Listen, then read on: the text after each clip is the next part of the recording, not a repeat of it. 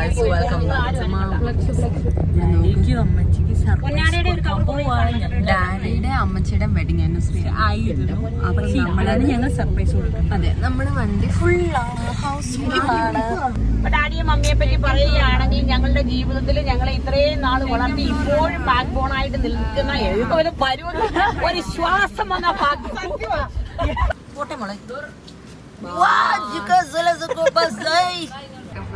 മാലിന്യക്ക് വേണ്ടി ഞങ്ങൾ അലക്സമോന്റെ കല്യാണത്തിന് ഇതാ കടന്നു വരികയാണ്.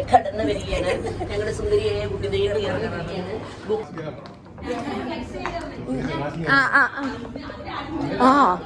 നമ്മുടെ കേക്ക് ഇതാണ് 2 tier ആയിട്ട്. എൽസു സ്പീച്ച് എത്ര നേരം എടുത്തിട്ട് തയ്യാറാക്കിയേ? 2 മിനിറ്റില്ല, 1 മണിക്കൂറെങ്കിലും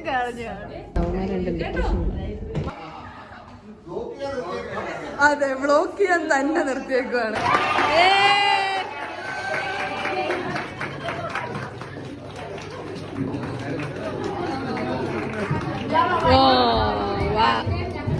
ചെയ്യണ്ടെന്ന് എനിക്കറിയത്തില്ല.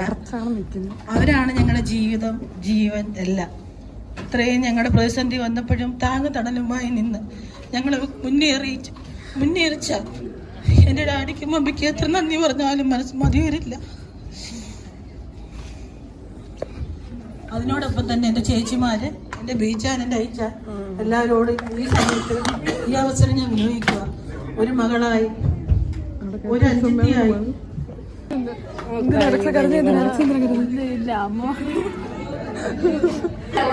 പരിപാടി കഴിഞ്ഞു, ഇനി ഫുഡ്.